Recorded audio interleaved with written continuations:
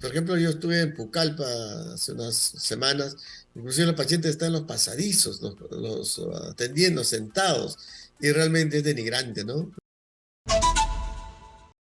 Muy buenas tardes, ¿qué tal? Sí, preocupado por la calidad de atención en los servicios en provincia, ¿no? Lo que acaba de informarse su periodista es una realidad.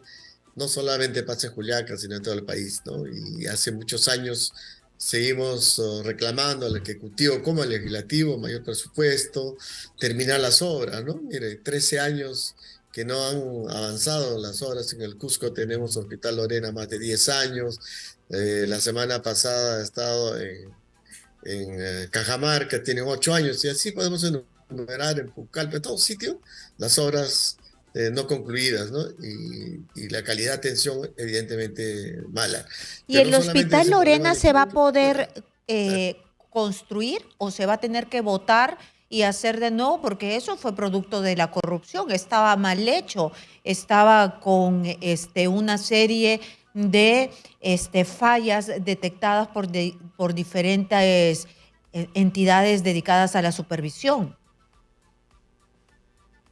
Claro, lo que sucede es que cuando un proyecto está mal estructurado y esa es responsabilidad generalmente de los gobiernos regionales, no tienen los profesionales adecuados. Y es por eso que hay deficiencias en la estructura, el diseño, y al final termina con adendas y el producto duplica o triplica. Y no solamente eso, sino pasan los años y el hospital nunca se termina y la población desamparada, ¿no?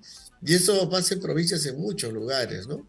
¿Y esto por qué? Porque el Ministerio de Salud debe poner un poco más de control y poner los técnicos necesarios para que no se frustren. Al final terminan un proyecto, puede ser bueno, pero los costos se duplican o triplican. Y eso porque está mal diseñado la demora también de las empresas son graves y al final queda en nada, ¿no?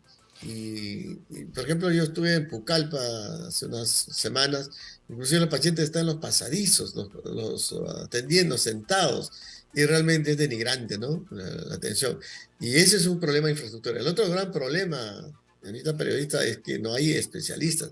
Hace muchos años estamos hablando de la necesidad de acortar la brecha. El año pasado, el 8 creo en febrero del año pasado, nosotros fuimos el 8 de enero, el legislativo aprobó una ley de la doble percepción, que podían trabajar en dos sitios. En la pandemia se dio eso, pero terminó la pandemia y las necesidades siguen siendo altas. Y estamos en octubre, estamos en la Semana de la Medicina y la ley no se puede aplicar. ¿Por ¿Por qué? qué? Porque la Constitución tendría que cambiar para que puedan trabajar en dos instituciones, en el MINSA y en Salud. Mire, yo he estado este fin de semana en Chachapoyas. El Hospital del Seguro tiene un solo ginecobstetra, el seguro. Y cuando sale de vacaciones, cuando sale de guardia, ¿quién atiende? No hay Claro. quién atiende. Entonces, en esos sitios, Que las mujeres este, se el, tienen que aguantar, el MINSA no dan a el luz. MINSA tiene por lo menos ocho médicos ginecobstetras. Entonces pueden compensar las horas y trabajar en los dos sitios. Entonces, al final, la población pues, se siente frustrada cuando va a un hospital, ¿no? Y el otro tema es de que estamos exigiendo al Ministerio de Salud hace mucho tiempo la necesidad de ampliar los campos clínicos y las plazas para que se formen especialistas, tanto para las plazas libres como los médicos que ya están contratados o nombrados tengan la oportunidad de poder hacer la especialidad y regresar a su región. Pero lamentablemente la gran mayoría de los jóvenes, que es el 40%, generalmente son CAS, tienen que renunciar para postular a una plaza de residente. Cuando terminan la residencia se quedan sin trabajo. Entonces, tiene que haber una reestructuración de fondo para resolver el problema. Y hemos hablado con el ministro, esperemos que el Día de la Medicina volvamos a tocar y sentarse y ver Pero qué hacer dígame, para resolver el problema en de salud. otros modelos, que no es lógicamente, en este país donde los obligan a renunciar y después se quedan sin trabajo con su especialidad, en otros países se ejecutan otros modelos que sí dan resultado y que los podríamos utilizar aquí. ¿Ustedes les han planteado otro tipo de modelo? A ver, nosotros lo inmediato es que si el médico que trabaja en el seguro o en el MINSA pueden trabajar sus 150 horas en el MINSA y 150 horas en el seguro, porque en provincias no hay especialistas. Entonces, al tener, cumplen sus horas, va a tener la oportunidad de resolver el problema de salud en Claro. la región, porque el problema, más del 50% está en Lima, ¿no? Y en provincias hay pocos médicos. Por ejemplo, hablaba ahorita su corresponsal en Puno, de cuántos especialistas hay. Acá tenemos la data del 708 especialistas de todas las especialidades.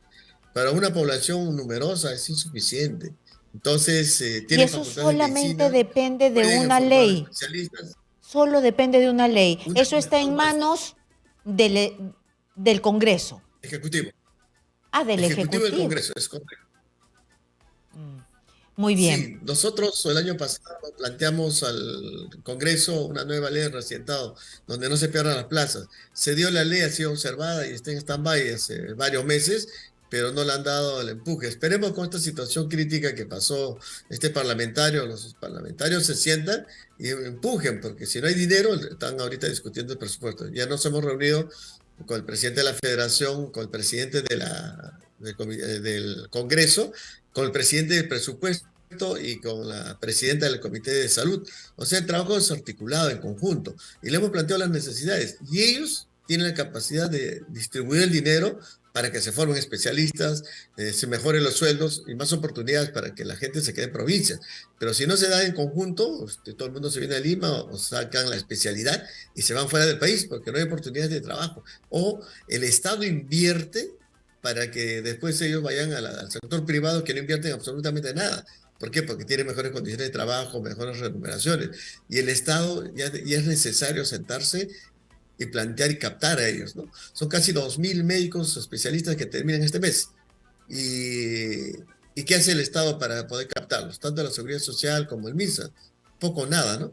Y el Estado es el primer explotador en el sentido de terceros, sin vacaciones, sin derechos a nada, y realmente con sueldos bajísimos, ¿no? Y eso realmente es denigrante para la orden médica, ¿no?